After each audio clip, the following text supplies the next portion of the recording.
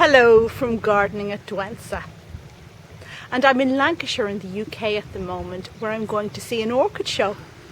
I'm really psyched about this and I hope to see some super displays and maybe buy a plant or two.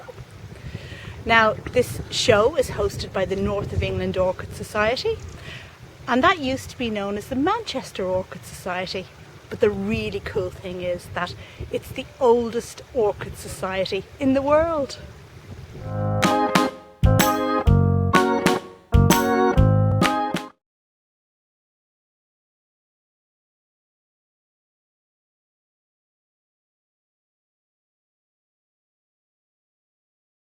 We as the North of England Orchid Society showed all the major shows. We just shown last week in Nottingham, the week before in Harrogate, shortly in Hillclay, and then we're going to do a big display at RHS Tatton Park in July at Southport. A lot of work for love. It is.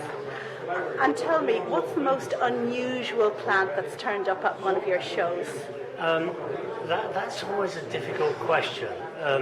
Rarest or most unusual. Bear in mind there are still a lot of species being discovered, but for me one of the nicest new generation of discoveries is something discovered in 2002 named Phragmipedium and that's the size of your hand is the flower.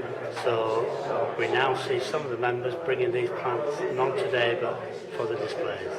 Wonderful, wonderful. And what's been the most impressive specimen that you've seen here in Cattleya? Well, one of our growers, Barry Openshaw here, is a superb grower. So in terms of some of the specimen plants, over the years we've seen massive plants of Paphiopedilum Rothschildianum, only grows on Mount Kinabalu in Borneo. Barry brings some fantastic specimen plants that is taking years to grow well.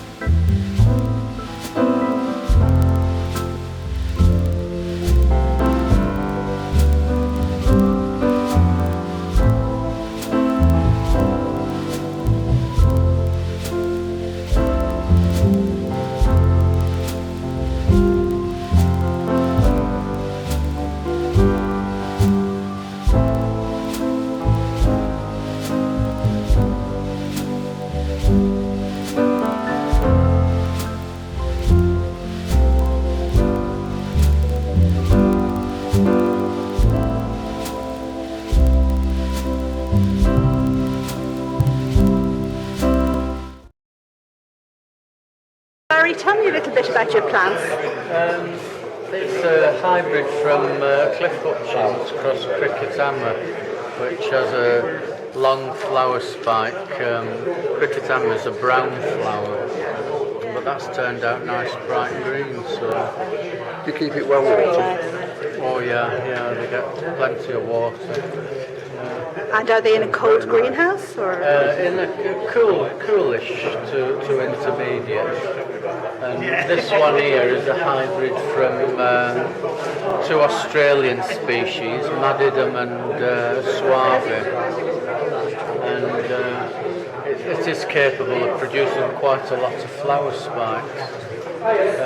Both the species grow on dead trees in Australia and eucalyptus trees. It's suave crossed with madidum, and suave. So that's a primary hybrid, isn't it? Yeah, and suave grows almost like a vanda, and it flowers in succession of the stem.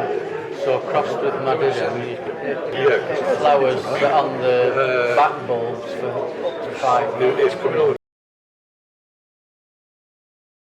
And this is my friend Ed, who's been kind enough to tell us a few words about this fantastic frag that he's grown himself. Yeah, it will be a few words as well. Frag Andeophyre, Medusae and Lilianum, grown very wet, quite easy to grow. It's not as its best at the moment. It had 7 flowers on at one time, but we keep showing it, they've all dropped off. But it's got a few buds on, nice colour, quite easy to grow, and I'd recommend that plant for anybody. And do you actually sit it in water, Ed? No, I don't like plants sat in water because it develops fungus and bacteria in the water if you don't change it every day. You know, and these are virtually watered nearly every day as well, because if you don't water every day, the pockets of water that gets in the compost are subject to bacteria and fungi. So you flush it through with water every day to get rid of it. So that's the way I grow it, and if it helps anybody, I'm very happy.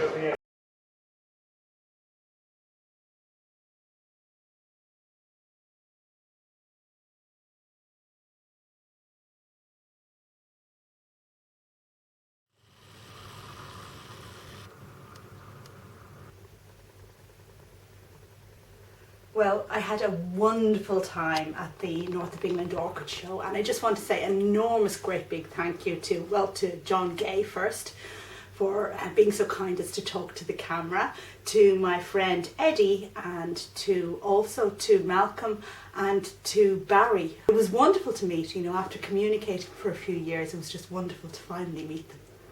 And as usual, I'm doing a little tag on to the video about the Orchid Show to show you what I actually got, because it's always fun getting something at a show. And the first thing that caught my eye was this gorgeous Cattleya bowringiana. I'm not sure how to pronounce it. It's now Guarianthe, but when I saw this, I thought to myself, come to mama. I just had to have it. And fine specimen, which has flowered before. There's a bit of browning on the top of one of these pseudobulbs, but Phoenix Orchids assured me there was nothing wrong with this. This is the way the old pseudobulbs die off. Also from Phoenix Nurseries, I bought this Cattleya here, which is called, my goodness, what's it called? It's called Newberry Pixie Cherokee, and it's a beautiful pink one with petals and sepals that have a very slender form. I mean, they're very well shaped. A lot of these Cattleya hybrids have big amorphous flowers with not a lot of shape to their petals. So this one isn't like that, so I'll enjoy growing that. And the final thing I bought from Phoenix Orchids was this plant here, which I'm not going to unwrap now because I've got to bring this all the way home to Ireland. And it was a pre-order. And what I thought I was ordering was Nanodes or Epidendrum medusae. And what I actually ended up with was Bulbophyllum medusae. So there was a bit of a misunderstanding there. Obviously, I didn't look at the label when I took the plant away, and it had been pre-ordered for me, so anyway, so it goes. But once I got back to the hotel and started looking up this plant, I recalled what a gorgeous plant Bulbophyllum medusae is. And I'm going to put a link up above to a video by My Green Pets where he shows his magnificent specimen. Now you really have to see this. I don't think there can be many others that grow it as beautifully as he does. And he talks about culture. So the first thing I'm going to do when I go home is repot this in sphagnum and try my best to grow it big enough and bouncy enough for it to actually flower, because it would be a wonderful feather in my cap if I managed. And besides, it's time for me to try bulbos again. I only ever tried one bulbo before, and yeah, it's time. And then the final thing I got was this Paph cross. Now, this is a cross between Saint Swithin, which I believe has Rothschildiana in its parentage, and Philippinensis. So for those of you who said I should make more videos about Philippine plants, here you go. Now it's a cross between those two, so it's difficult to know how the flowers are going to turn out, but one thing is for sure, it will be an enormous plant, and it will have very dark, very dangerous looking flowers that should be sequential blooming, I think. So I'm really looking forward to that. Now I bought this from John Keeling, and he said to me it won't flower next year, so that's a mark of how big a plant this is going to be. I mean, that you would think would be flowering size. He said it won't flower for me next year, but hopefully the year after that. So anyway, I'll keep you informed, keep it nice and warm and see how it goes. So that's it. Thanks for watching my video about the North of England Orchid Show. I hope you enjoyed the pictures, and if you're ever in this neck of the woods, I'm sure they'd invite you along to their shows which they hold monthly. There's a website as well which you should check out. Thanks very much for watching. Bye for now.